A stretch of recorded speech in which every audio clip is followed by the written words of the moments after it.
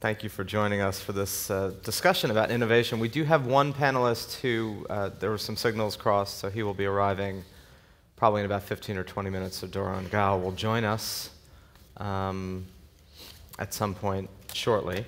So when he comes and sits there, that will be Doron Gal from Kalima, Israeli technology innovation company, working on food supply, amongst other things. So we will slot him into the discussion with some slightly shaming remarks and a question.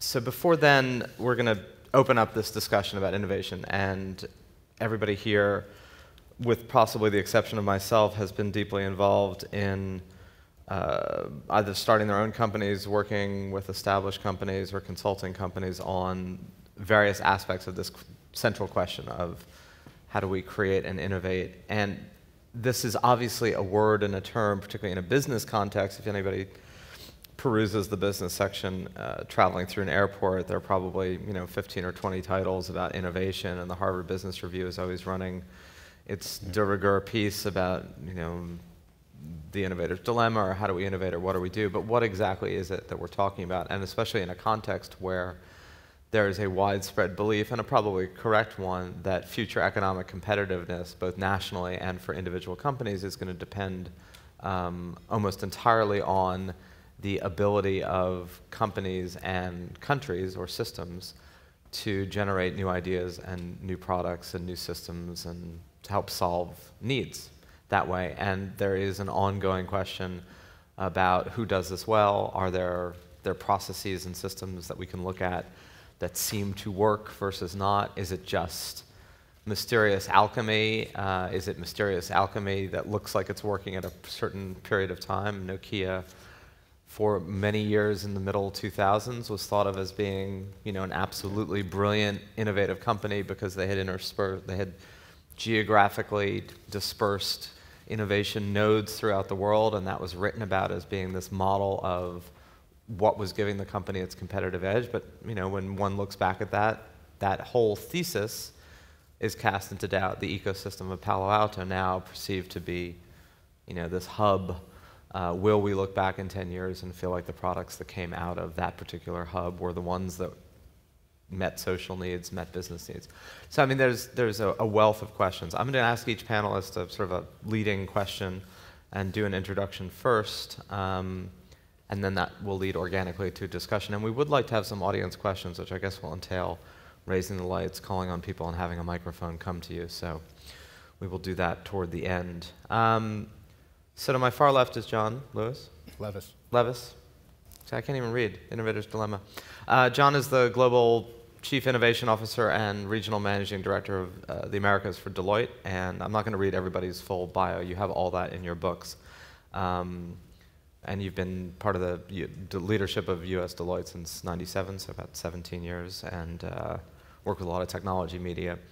So from your position, I guess I'm curious about a couple of things, and then we'll ask you one more follow-up. First, is there a difference between the way you think of innovation within Deloitte, right? So there's your own kind of, how are we creating business models, versus or separate from how you work with client companies to help them think about these things?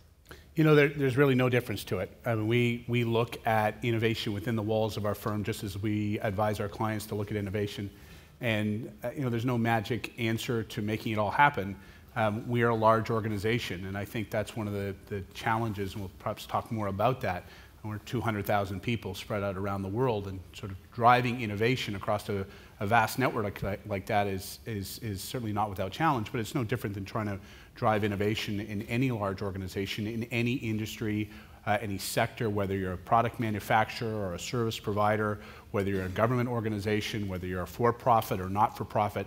Many of the challenges that we face, those organizations will face. And so we look at the problem inside the walls just as we look at the problem in advising outside the walls. And do you literally work with companies to help them think about their own, you talked about innovation ecosystems, about thinking about what that means for them and what the purpose is, and do you find, who gets it, who doesn't? What distinguishes those?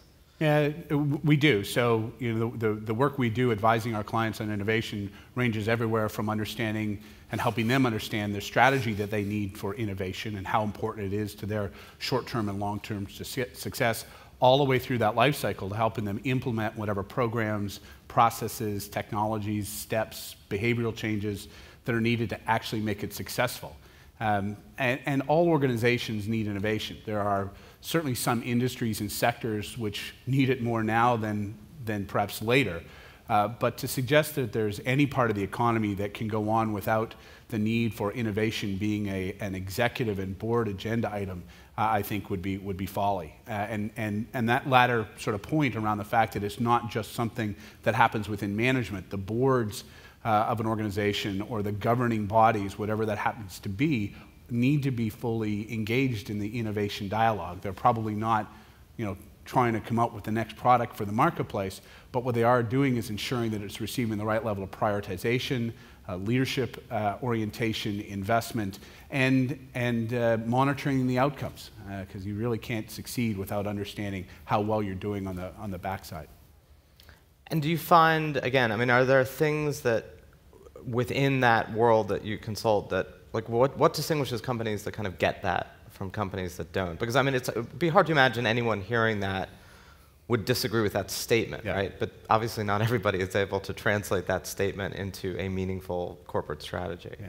So, there are a few things that we typically find, and there's no magic answer here. Scale is an important differentiating factor. It's much easier in some respects to innovate as a small organization than a larger one, but on the other side, it's actually much harder. But the characteristics that we often see is, starts with tone at the top. And not just the messages of the today, but how long the executive or the leadership of an organization continues to support innovation. It is a long-term investment. You don't just put it in this year's budget and hope results next year and that those are permanent results. So you need tone at the top, vocally supportive and financially supportive of the concepts of innovation, and it needs to be over a long period of time. Secondly, you need to find, the organizations that you see are successful are those that find ways to recognize and reward innovation, which often means recognizing and rewarding failure. One of the panels yesterday talked about the notion of failing as being just an absolute core element of innovation, and it's very, very true. Those organizations that fail are not good innovators. Those organizations that recognize, reward failures, and learn from it are leading innovators. And the third part would simply be the way in which you create a culture that engages everyone in it. It is not, innovation is not something that happens in a lab. It's not something that happens in a central location in any organization. You need to make, as a leader or as a leadership team, innovation sort of everybody's job. And you see those organizations which are most successful are the ones where innovation is part of everybody's daily activity. All right, so I'm sure we'll come back to some of that. But let me turn to Tom Jenkins, who is the chairman of OpenText, one of the founders. Large company that I should have been acutely aware of before, but had not. And Canadian. So, but by the way, you went to the University of Waterloo. You also went to the University of Waterloo? University of Toronto. Oh, okay. I thought the rival of the University of Waterloo. But statistically, it's not the most common thing in the world for 2 out of 4 people on an innovation panel to have a Canadian background. That may be because Canada has, in fact, been the stealth innovator behind everything that we're actually doing. And it may be a harbinger of things to come. So just to keep that in mind, that's my one kind of American cultural dig. I feel like I have to do that.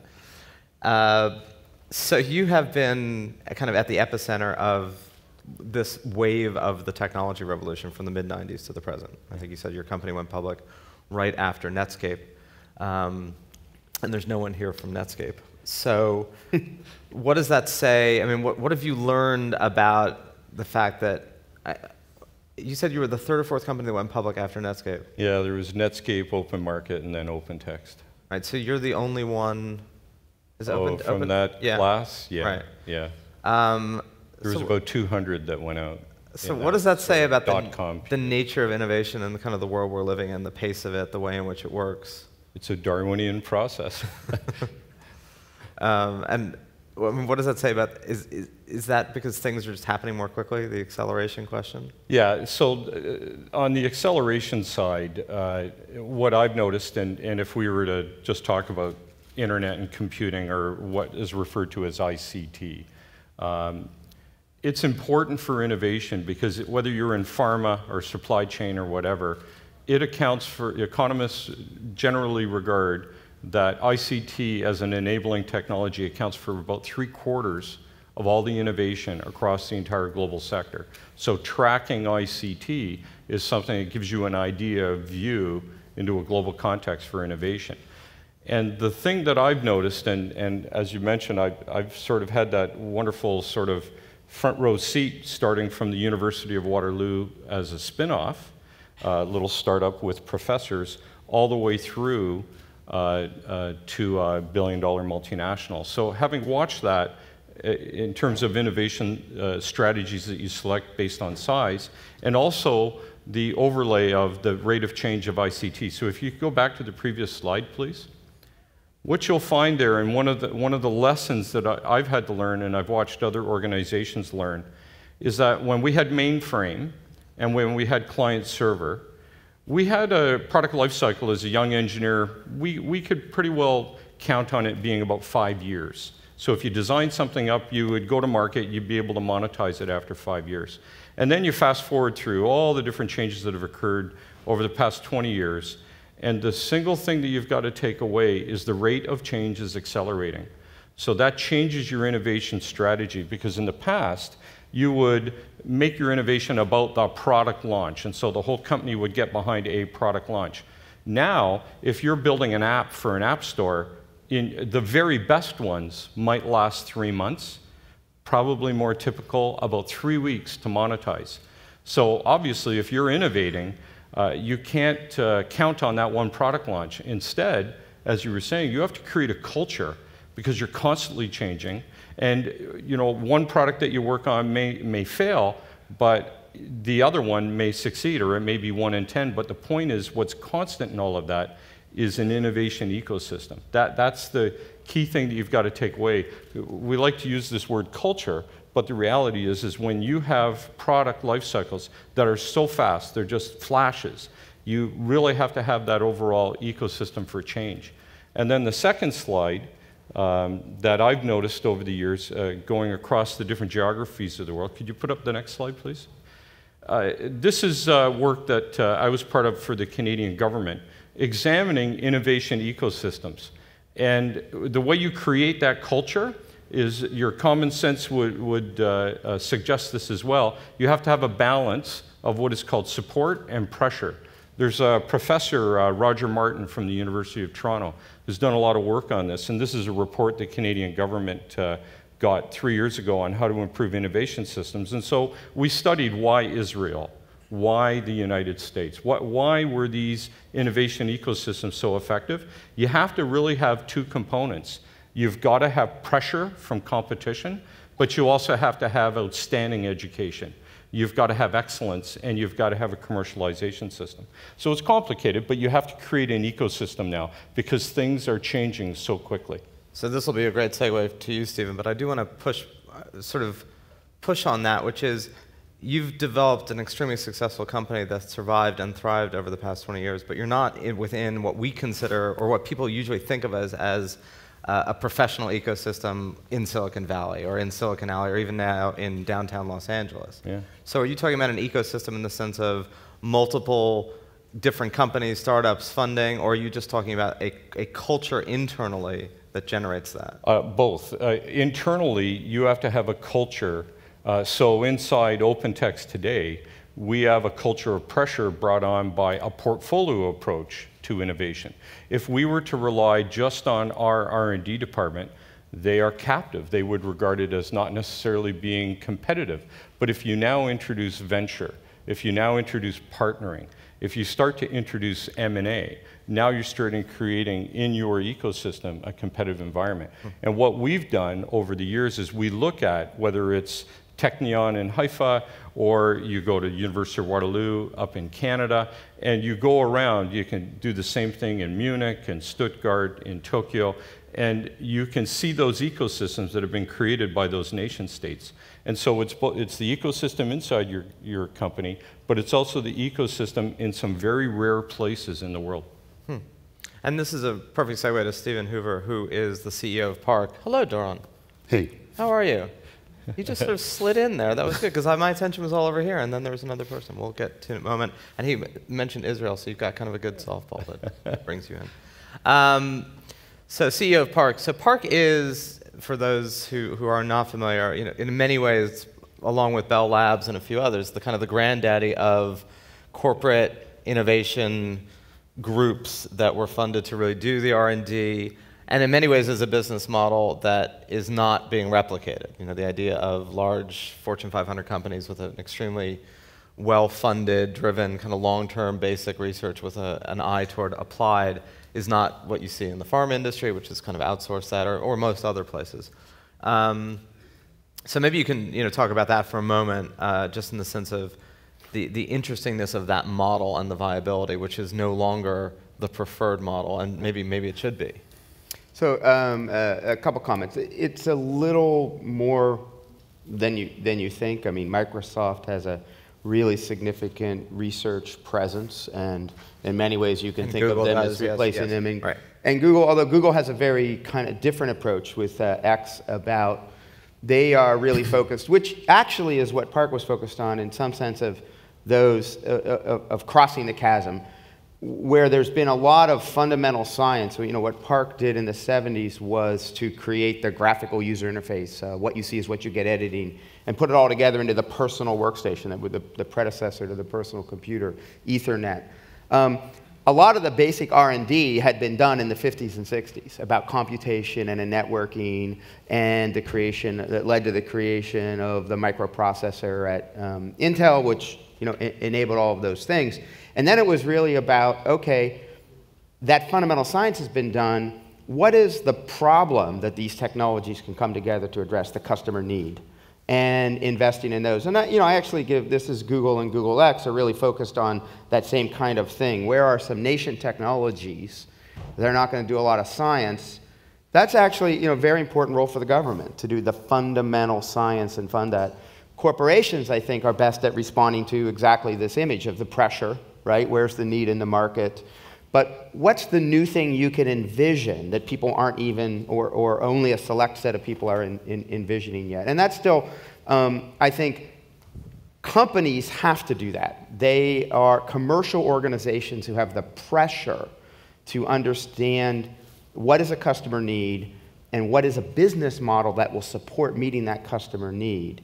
Coupled with strong science are the place where that happens. And that's really, that nexus is where we sit today. And we're actually have a different business model than we did 40 years ago when we were formed. When we were a captive research center, now we're a wholly owned subsidiary of Xerox, but a P&L. We're in the business of innovation. So we actually do that early stage work and then find partners, often Xerox, but not only Xerox, actually only about half of the time, we find external partners to take those technologies to market. And is the P&L based on ideas that you've either developed or funded, and then long-term subsequent interest and cash flow in them? Yes, yes, and so we end up having we work with startups to large brands, Procter & Gamble, Samsung, global multinationals to startups. For the long term, oftentimes with the startups or mid-sized companies, we transfer the technology to them for a royalty, a future, a shared risk-reward model, where we gain in the future revenue stream that comes from that, or equity. Large companies, sometimes that. More often, they like to buy out the license up front, et cetera. So you exist in a nexus and a business model that is about creating new ideas that have some market effect, and with somewhat more latitude for your time frame, although again, with a P&L that creates some of that pressure. Yeah. But you mentioned before as something to think about, that if you are in a larger company, and I'm sure you've confronted this and might want to chime in on this, some innovation, new products, new ideas, new systems can drastically undermine old products, old business models, and old systems. And if you're a large company where you've got a current business model that depends on selling X, and then you want to innovate, which will make X unnecessary, how do you do that? Again, it's somewhat easier to do if your entire model is just to do that. Yeah. But this is one of the, so we work a lot with both small companies and large companies, and actually, in response to customer demand, have developed some offerings to help, innovation services offerings to help large companies innovate and learn how to innovate better and couple the challenges. One, a gentleman, I forget whether it was Tom or John, mentioned the importance of portfolio. So if you're a big company, you need to be investing in innovation. And the portfolio means you need to invest in a variety of things for a couple of reasons. One is it is Darwinian, and so if you bet on one horse, that may not be the right horse. So you've got to have a set of opportunities with higher risk and higher reward opportunities. The other is and there actually are metrics. You look at your innovation portfolio, you classify, is it going after new markets, new technologies? The other thing you need to worry about is being disrupted. And here, as Zach says, the biggest challenge for companies is if that innovation actually takes out your current, what you sell to the customers, or even more difficult is the business model. And the reason you need to do that is because technology enables those. I mean, we can look at the history of companies, anybody remember DEC computing, which, put the threat to mainframe computing and then missed out on the personal computer revolution. So there's a whole history of companies getting disrupted by new technologies. And it is natural when you have $1 billion a year cash machine to treat it very gently and not want to invest in the thing that will take it out. But the problem is if technology enables it and customers want it, well, it's going to happen. So who's going to do it, you or them? So you need to allocate a certain set of your investments and protect it. This is the hard thing. Because the natural forces will be to say, well, why would we ever do that? We'd be eating our own eating our own margin. But the problem is by the time you see that it's going to happen to you, it may be too late. Anybody ever hear of Blockbuster?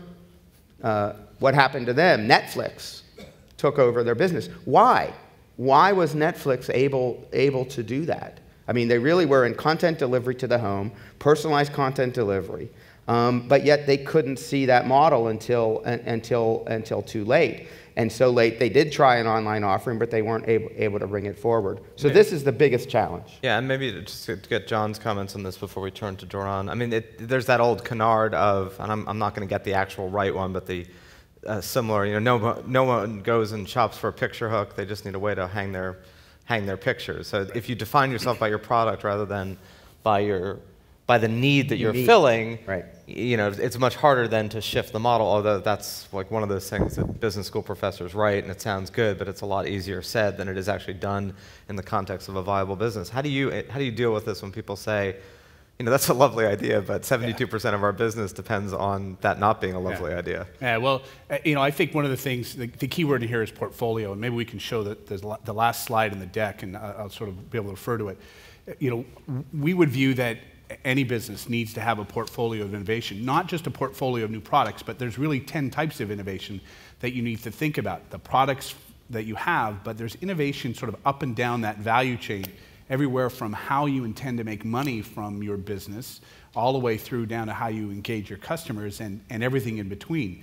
And what we would say in small organizations, startups, they move across this spectrum in a sort of borderless way. They jump on this and they don't worry too much about whether it's an actual new product or it's a new pricing model or it's a new way of engaging customers. It just happens naturally. In larger organizations, unless you force the dialogue around innovation across this portfolio, innovation may come up and have the best picture hanger, but that's not exactly what was needed. Or at least the picture hanger was needed, but not enough, because there are other elements of the innovation. And it really gets into the difference between invention and innovation. I know that Tom and I have spoken about, and he'll probably go on about that, it's all about sort of packaging the total picture. Well, let's hold that one for a moment. So Tom, you mentioned you'd done a study of countries and innovation hubs. I want to bring up slide number 2, where and use that as a way of handing off to Doron Gal, who's the CEO of Kalima, which is a I guess Israeli tech company. You've been focused a lot on seeds and technology and food as a way of solving really applied problems, which is a good counterpoint to some of what people think about in the kind of Silicon Valley ICT world, right? You know, there's this whole other world of technological innovation that is very focused on kind of problem solving for non-tech problems, right? So maybe you could talk a little bit about that, but it's also interesting, obviously this graph makes Israel look small, but of course Israel is small, so relatively as where it is to the United States, if you were going to do this as a like a population-weighted slide, Israel would obviously be, I don't know if it would be equivalent to the United States. Is anyone where? No, be greater in terms of innovation score, it's right. So if you do per GDP or per capita, yeah. Right. So I mean, the slide makes it seem like, oh, you know, Israel's, but this specific slide, I mean, the statistics isn't very robust here, but but yeah, maybe you could talk Israel about, is an innovation hub. Is there, you know, back to this kind of hubs and innovation, I mean, is there a cultural, you know, greater Tel Aviv that leads to this, or are we overreading into things?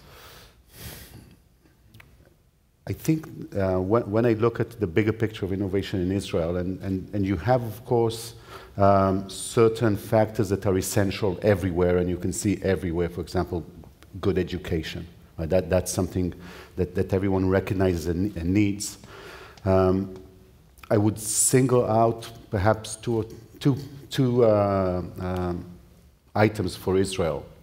One is that I think that sometimes you need an unfair advantage, even on the national level.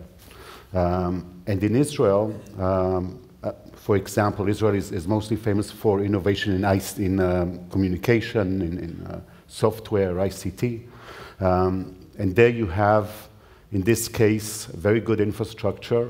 Most of or a very big proportion of the innovators come out of a certain army unit, a secret army unit that everyone knows about.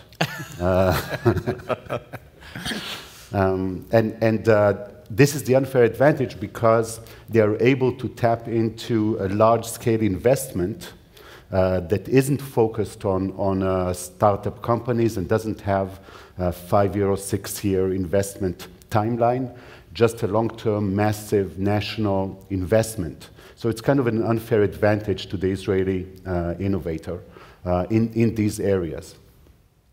In my area, in agriculture, Israel is quite an arid place, and it's got a history of having to do farming and to grow stuff in quite difficult conditions, and therefore we were forced to develop all kinds of solutions. Drip irrigation is of course, a very well-known example. So that's one thing, one unfair advantage. Second, I would point to a national character of having an opinion about everything. And I have a friend, Sas Somech. Or two, even. That's right, at least one. Oh, yeah. I have a friend, Sas Somech. He used to work at Applied Materials, and now he runs a fund out of Silicon Valley. And he says that Israelis are always, or how does he say, always certain, seldom right.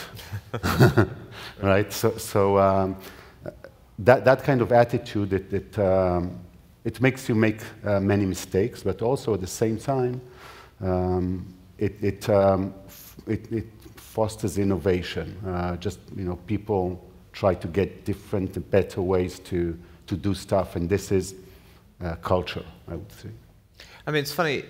So when you did your study of different places where innovation works and thrives, as much as Doron is almost certainly correct in a characterization of Israel, those are not characterizations you would make about Canada on a typical day. And yet, you know, there's there's your company, there's Waterloo, there's Innovation. Well, so is there a common ground there that is not about...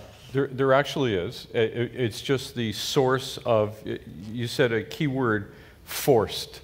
And force comes from competitive pressure, whether it's within our company or within a geography or an ecosystem. If you go back to slide 9, you'll get a sense of how a country like Israel, a country like Finland, a country like Canada can be similar, because what they share is they all start with excellent universities.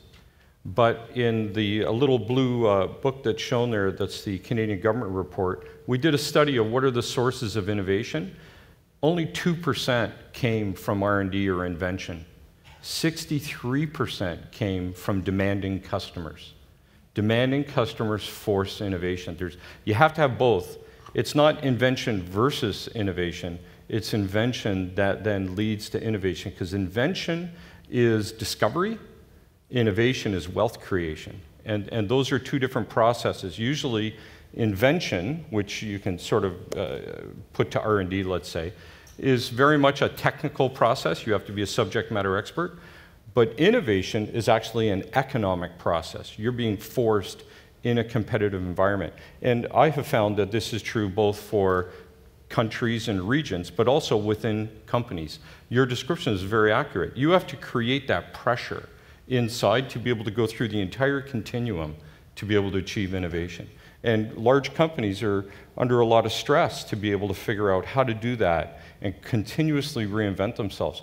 I would put to you that the billion-dollar cash flow, which we're all used to, will go away in the world of 3-month product life cycles.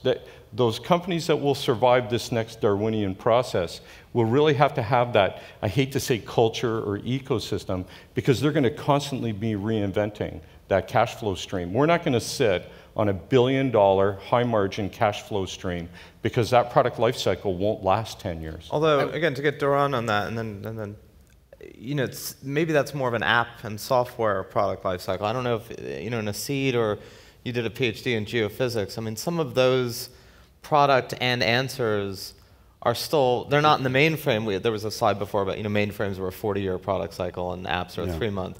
But you're still, some of this is more in the, 3 to 5 year, right? Or is that accelerating even? For us, we work in agriculture, and we are bound to the seasons. Seasons come and go, and it doesn't matter how many developers or how much effort I would put on wheat. It would still need to be planted in September and harvested in June or July. You're just not thinking creatively. Well, more doctors to make 3 months pregnancy. That would be that would be a big innovation. Yeah, I'm sure someone's working on that. I mean, you were going to. Yes. So there are different strategies that again we are forced into using. For example, we work on several products in parallel. And this is something that would be a big red flag for a startup company, I would say, in any other field. Focus, we know the recipe. You should focus, laser focus, and do your bridgehead and then expand. But because we don't have time to do this in our field, we are forced to work in parallel. Right. So we have to do strategies to do that. Exactly. Sorry, John. All those last 3 points sort of all lead into this notion that, if you were an organization sort of embarking on business strategy today, and you were a fan of the Porter 5 Forces model, you'd replace that box that said competitors and probably put the word time in there, because that's the real force that's there. That's right. We talk about at Deloitte, we are less concerned about what our direct competitors are doing right now. They're not going to disrupt us in the time and in the way that Netflix disrupted Blockbuster and so many other stories. It's the competitors that we can't see that we're most concerned about, because they have the advantage of time. Sure. And if the time is only 3 to 4 months, right, there's not enough time for large organizations to react. So, using that notion that you need to have a portfolio and you need to be able to respond enormously quickly. If you're not the first out, But you really do need to be the first out with new ideas, or else. And you see this in highly regulated industries like pharma, like energy. They have to relearn their innovation to keep up. And what do you? I think it really builds on those last points. There are some, highly capital-intensive goods industries, right, where the good itself has a longer life cycle, right? When I put in a power plant, I'm not going to, rip down that power plant in 2 years and put a new one. So in that sense, you're right. However, a couple of things. Even in the airframe business today, planes last 20 years, but they'll go in and redo the avionics, the communications, the entertainment systems, and you need to design your product for that life cycle. The other is, I really like that the diagram of the different places where you innovate, right? It isn't all about the product. It's about how that product is delivered to the customer as a service. And there are people out there who are looking at how you do that. I mean, heck, even hotels, right? Airbnb is disrupting the hotel industry, not because so much of the product innovation, but because they're innovating in how you find that product. Finding people find each other. So that is where a lot of the threats will come into those high capital intensive long product lifecycle industries. Adding informatics, big data, how do customers find each other? Can you offer your product as a service? That's what cloud, mobile, and social is doing to those businesses, and it will change the timeframes in which they need to compete in those ways. Capital intensity is no longer a barrier to entry to any business. That's right. It's just, you just avoid the capital, like Airbnb does. So it's an interesting question about, and this picks up on your innovation versus invention. I guess I want to flip that question on its head, which is innovation, and to some degree invention, is by nature disruptive of pre-existing models. Is it always constructive? I mean, so we're all talking about this as if this is an imperative and it's good and we should do it and it's making life better, but is that the case? I mean, are there times when you would see some of this where maybe not? What was wrong with the BlackBerry? I mean, we all like the keyboard thing. They didn't have apps. Right. They didn't have apps. I don't think that's necessarily a great example because in many ways that fills a life that just in a different need. I think the risk is, right, invention and innovation are, they can have negative consequences in our society. I mean, right, we're caught in, there's a lot of concern right now. So the next, cloud, mobile, and social, we talk about that. The next wave you're going to see is in robotics and automation. Incredible things that are happening. Manufacturing is strengthening in the U.S. due to lower cost of energy and due to the advanced manufacturing capabilities through robotics and automation. Is that a good thing? Are there going to be jobs for the entry jobs into the middle class? I mean, that's something I worry about. Eric Brynjolfsson and Andrew Mackey. Exactly. The second machine age, we could have massive output but no jobs. Now, so it is hard to predict the future, right? It's a lot easier to create it. So our view is to try to create it and then find the ways and that can benefit society as well as individual economic actors. So yes, some things can have negative consequences. And Doron, there's been obviously the manifestability of increasing crop yields and seed technology, which has increased resilience, or at least the claim is that it's increased resilience and increased yields. There's a pushback in biotechnology as it applies to pharma and agriculture that it leads to monocultures, it decreases yields. We're doing the whole unintended consequences. The European Union many countries are actively hostile to some of what this innovation does. How do you interact with that debate?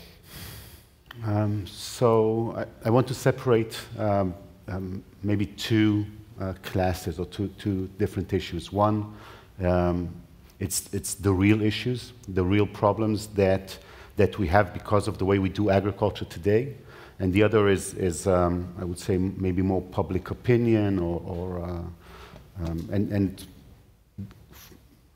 if I look at the whole debate of GM versus non-GM as an example, so we are... That's genetically modified foods, not General Motors. Right, so we're genetic engineering versus non-genetic... That's another debate we could also get into. Versus non-genetic engineering. So, which is a big debate, right? Europe, what the sentiment is in Europe. And our technology is a non-GM technology, and Lots of people, tell us great, well done, but it happens to be non-GM just because it is, because of the way that we developed it. We didn't intend it to be necessarily not non-GM. And our opinion in the company, or in my opinion, is that hunger is a much more severe problem than any risk that I haven't seen some real data to support on GM as a food source. So this I would say, with respect to agricultural technology, this is not a real threat. It's more a public perception threat. And I would say that at the end of the day, the need to increase global food productivity is so high that we would need lots of technologies of different kinds, mine, GM, other technologies, and that would be an overwhelming tide, and you can see that in many of the countries where the need is greater perhaps than in Europe. Right. No, I mean, the pushback, and I'm not endorsing the pushback against the anti-technology in GM is always, if you can afford to shop at Whole Foods, you can probably afford not to worry about the issues that GM is made to address. I'm just saying that's what people say.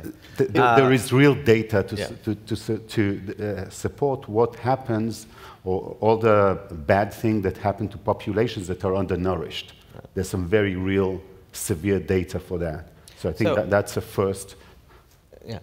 Just if I could build on the general question around, I think as technology drives more of how we live our lives, from our food sources, monocultures, to how we communicate with each other, we run the risk of these kind of large systems that become very fragile and dependent upon one failure mode that's kind of unpredicted.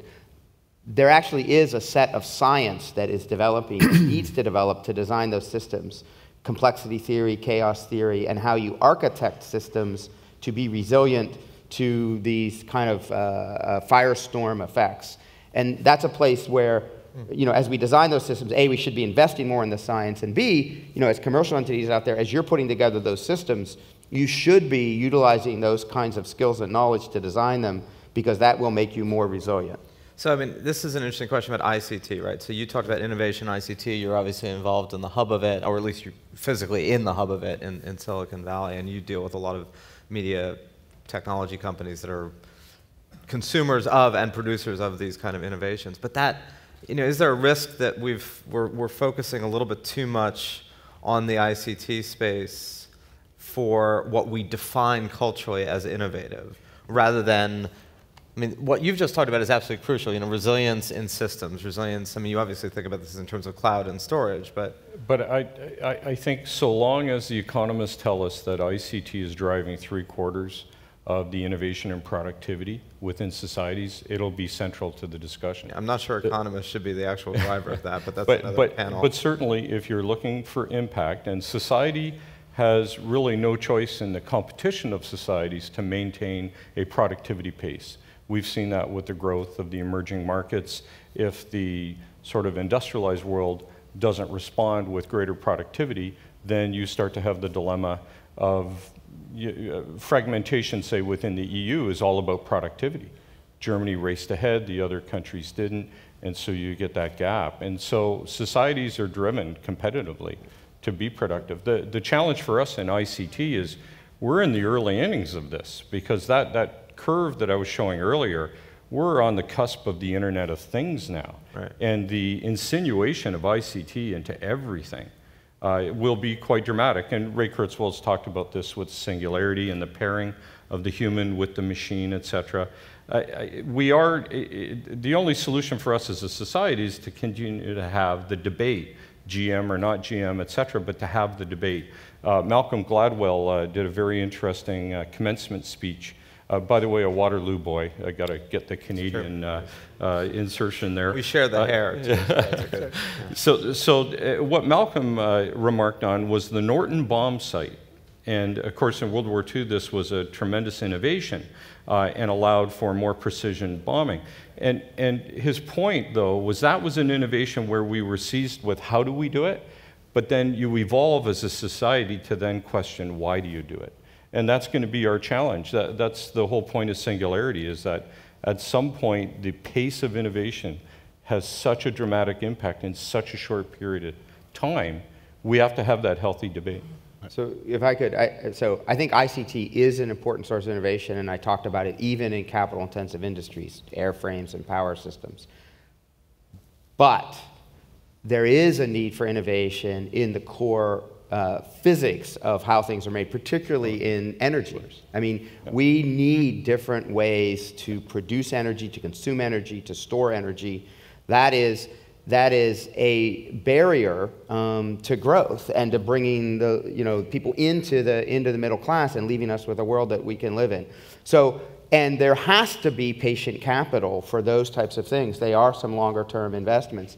And I frankly worry in the U.S. Parochially whether we really understand that. I look at countries like China is making massive investments in energy with a long-range, alternative forms of energy as well as traditional forms of energy, carbon-free energy, and we may miss a window of opportunity. So, yes, I believe in the ICT, but I think what's happened is it has gotten so easy and so fast to compete in those areas that our capital investors may have lost sight of that longer-term opportunity. Yeah, I mean, do you find this?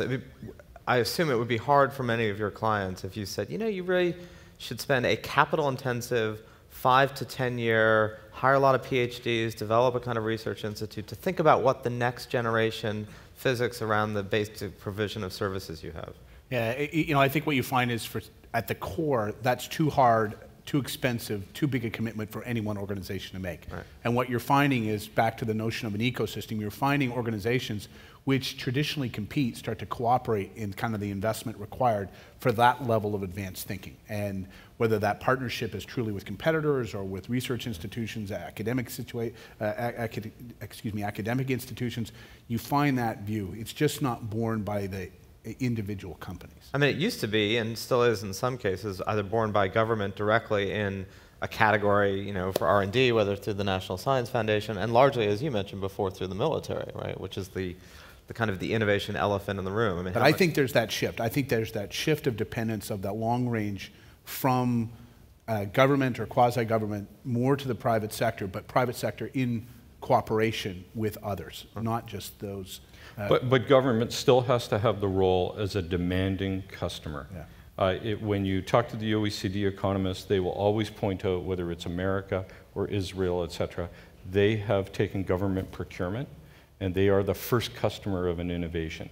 Think of the military-industrial complex. Yeah. It's really important that they retain that role. Yeah, I agree. And are you concerned the way Stephen is concerned, that there is a dearth of, or a potential innovation, research and development gap that might be emerging? I'm not as concerned with it. I think what will happen is that when gaps appear, they do get filled. Someone will innovate the purpose for being involved in that, yeah, and it will come. They will, but if we want to maintain that lead in the U.S., will it? Yeah, the question is because you can't look inside inside these two oceans and say that's the world that you're competing with today. It's not true. True.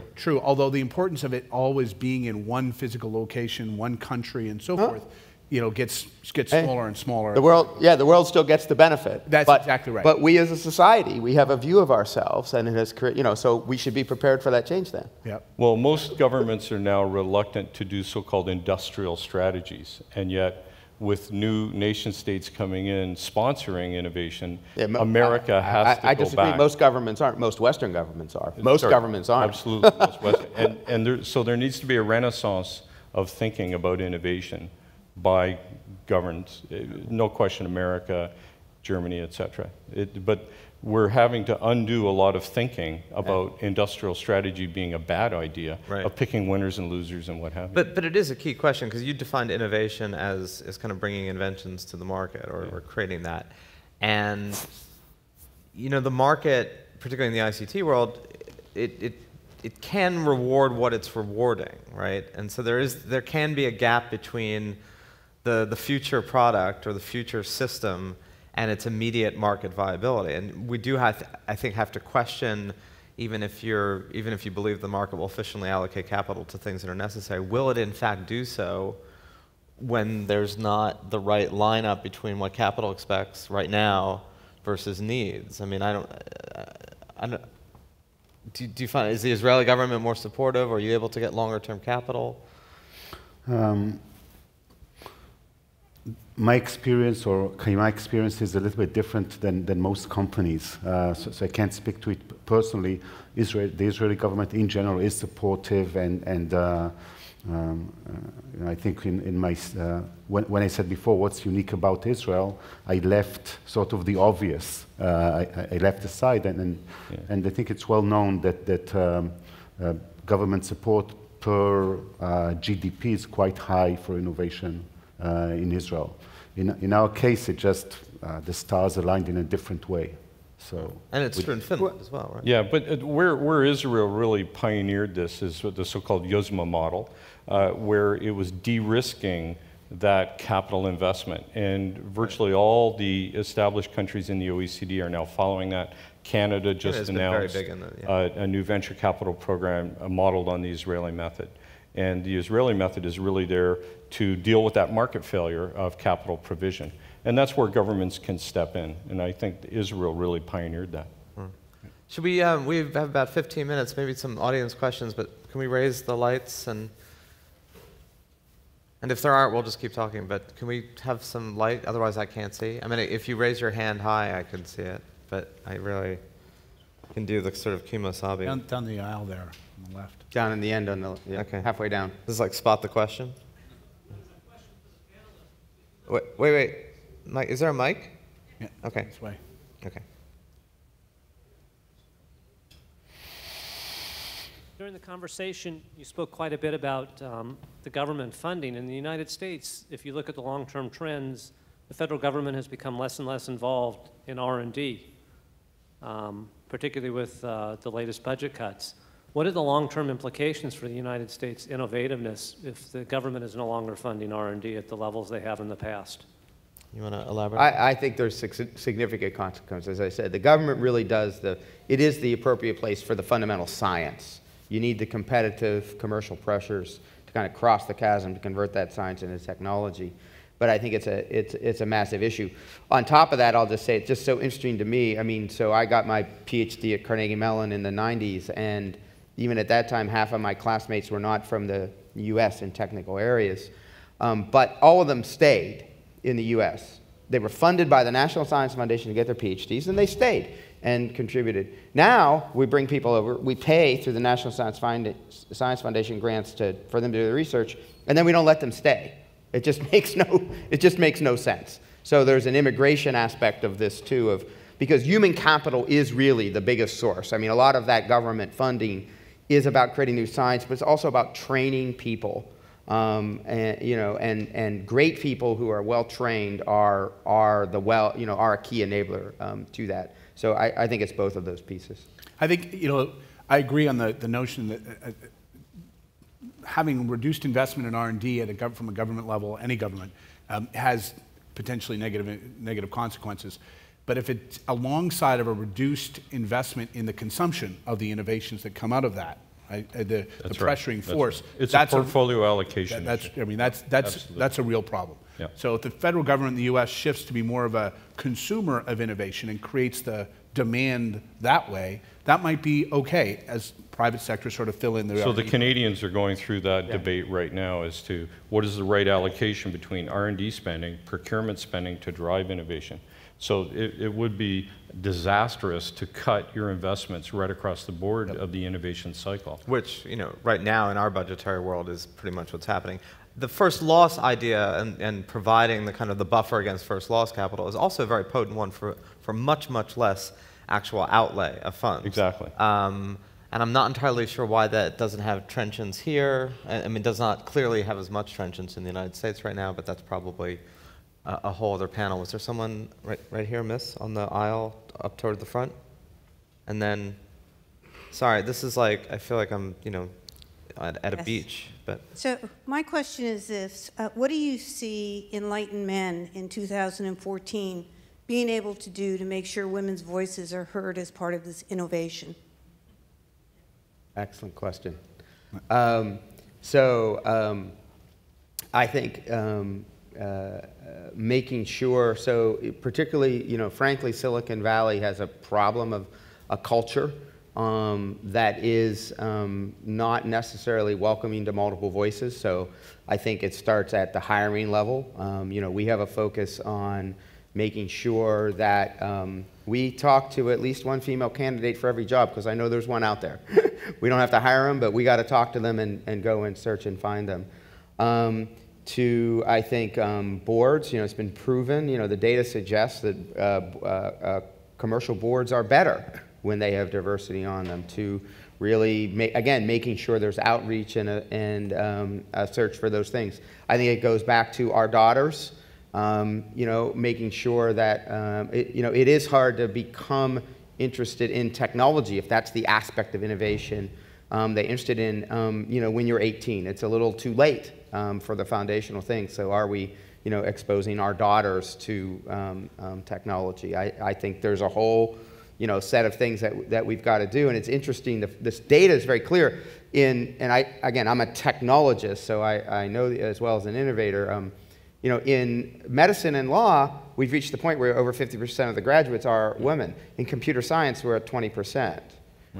There's something different about what we're doing, and how do we fix that? But part of that is, and by the way, I mean, we're clearly enlightened. I'm not sure we're enlightened. There is a basic science gap. I mean, women do not tend to go into basic science degrees, whereas they do in medicine and law. And I don't know why that shift happened per se. But that's the point, is what is that, and why, and that's why it goes back to our daughters. You know, I have two daughters, and they're both, one's a math major and the other is looking at math and physics. So, I mean, this is not genetic. I mean, it's just foolish to assume that somehow, you know, when they come out, you know, so what happens in those intervening years that steers them away? Yeah. I mean, do you have any, have you done any work on this as to how one would get more teenage, you know, enrollment in basic science, math? So my interest is at the top, is making sure that women are in the boardroom, influencing change throughout the organization, and that we look at it as a structural issue, not an individual issue. So we've studied that in Canada. The government has reviewed women's participation in boards, not just in innovation and tech, but right across. And it's tied up in sort of the change management, if you will, of the hierarchy in corporate America. Because to have women participate in larger management and executive and board roles, you have to have a change. And so Britain leads the way with women on boards, but it's because downstream, or upstream, if you will, if you think of it that way, they have created a change management system on their board structure. In America, we do not have that. Now, having said that, one of the conclusions from the government study is that the very clever, innovative companies see it as a competitive advantage because you have a resource that is being underutilized. So on the Open Text board, we have 1/3 women. For a tech company, that's quite rare, but that's a competitive advantage. So you have to, you hope that the market pressures will do that, but we have a systemic issue. With the mic. So I run an angel investor network, and I view what we do in angel investors more broadly as the reserve army of the intellectually underemployed. We have a lot of high net worth, sophisticated people who know a lot about how to grow a business. They know a lot about the sector in which they made their money, and their former subordinates at the companies where they worked are the next generation of CEOs. So I'm curious for any of the panelists, if you know anyone or any companies that are systematically trying to tap that reserve army of the intellectually underemployed, of retired, semi-retired folks who can help increase the odds of success for the next generation of companies. Well, I can, go ahead. I'll speak from the Canadian point of view.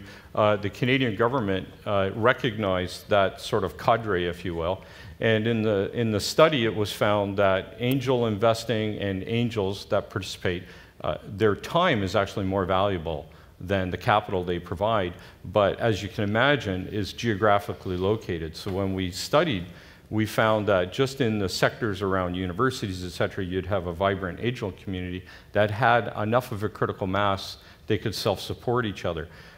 What the Canadian government did was recognize that really as a cadre, as a distinct part of capital provision, ecosystem support, and then try and create a national program so that smaller centers that didn't have critical mass could actually make use of the others. In America, we've got half a dozen places. You know that if you're an angel, you go to the Valley, you go to Austin, et cetera. How do you make that right across America? The best way to do it is to recognize it as a viable cadre and create a system that allows them to talk to each other better. And that's what Canadians are doing. Yeah, and this is sort of a Deloitte-specific story, but we have a network of 1,000 retired partners who, although not all angel investors, sort of we tap into to engage with us when we have new ideas because of the networks they've developed post-retirement. And sometimes that's just intellectual advice, sometimes that's true investment, that we try and tap in that sort of that near-in set of individuals who know about us, but know about the potential of the marketplace as well. Yeah. Now, Doran, do you actively mentor, support, invest, or are you too focused right now on just your own? Mentor who? Oh, I don't know, young, people, the angel kind of world of people earlier in the life cycle of starting up? Not really. Just too focused and with too little sleeping time to do that right now. But more and more as Caima gets a higher profile in Israel, some people do turn to me, and I try to be helpful as much as I can. So yeah, no, because there is this sort of the network effect of funding different stages, as you talk about, and obviously you must get a lot of people coming through your door. It's a principle in an ecosystem. President of the University of Waterloo, David Johnson, had described it as barn building, because that's really what angels are doing. They're helping build the barn, and ecosystems that have that are repetitive innovators. Right. And that's the key with this. It's not so much the capital provision as it is that entire network that you're mentioning. It's just that we don't really characterize it and reward it and encourage it at nation state level, and we should. It's the reason why the Valley is the Valley. Anyone? So I have a quick question, and then I'll get to the gentleman there about this, and maybe the devil's advocate question. The thing you often hear in kind of public discourse, and when people are worried about the future, particularly the United States and innovation, is, we used to make jet engines, and now we make WhatsApp. I mean, granted, the United States didn't even make WhatsApp; it was two immigrants. But the point being, we've gone from this innovation that feels, or we nostalgize as being transformative, to $20 billion for a messaging app. How do you respond to that often heard note about where these innovation hubs are actually focusing their energy and where capital is focusing its energy? Well, I think we have to be careful about the allocation of capital and the allocation of talent by sector, because the contrarian argument to that is America is completely I hate using the word disruptive, but let's say it's creating new opportunities through fracking. And fracking has a big social debate, just like GM, et cetera. But the reality is America is creating an enormous amount of wealth. The Canadians are doing it as well. And that is innovation at its finest, taking a huge issue and finding a new solution for it. And you could argue that return, America is properly allocating its capital to that, as opposed to a new jet engine, for example. Right. I mean, right. We don't talk about horizontal drilling as much as we talk about WhatsApp, because it's a harder story, but it's technologically far more. And yet the economic impact is immense. Right. Sir, you had over there. Sorry. Going back to innovation in large corporations, can you suggest a model where you can actually sustain that atmosphere of innovation in a large corporation? For example, you get our CEOs that come here to this conference, they get excited about innovation, they create a group around it, but then it's hard to keep that thing going, especially keep the attention of senior managers and middle managers, and then the people that are selected then start feeling after a year or two they're kind of being left behind in terms of the corporate world moving forward. So, can anybody, does anybody have a clear model how we can kind of move that forward? I know it starts from the top, you mentioned that, but it's hard to sustain it in an ongoing way. John, you must face this. Yeah, all the time, and you know, it does start at the top. That tone at the top is critical. Creating a model that works for the organization around moving ideas through their maturity life cycle and back out to the marketplace is critical. And that will vary with an organization. The larger the organization, it's both a large organization has both a blessing and a curse, you know, around innovation. The blessing is there's a lot more ideas. The curse is the complexity of getting those ideas, which usually happen at the edge of the organization, finding them, identifying them, prioritizing them, investing in them, sort of drawing them back into the core to do all of that, and then pushing them back out to the edge so that the rest of the organization, its customers, its clients, whatever, can take advantage of it. So coming up with the model that gets from ideation to maturity that works best in the organization and sticking with that implementation over a long period of time. And then, you know, as the other point I made is the persistence of leadership on this. It's not a 1 year, 2 year. An organization needs to make, you know, a 5 to 10 year investment commitment and be willing to see that all the way through, because you will not get the results next quarter or in the same quarter. The challenge is that the management team that you're talking to, you have to sense whether they understand that it's an economic process, not a technical one. The ones that only last a year or two, they think it's about technology. Clayton Christensen, of course, wrote the definitive sort of mindset book on this.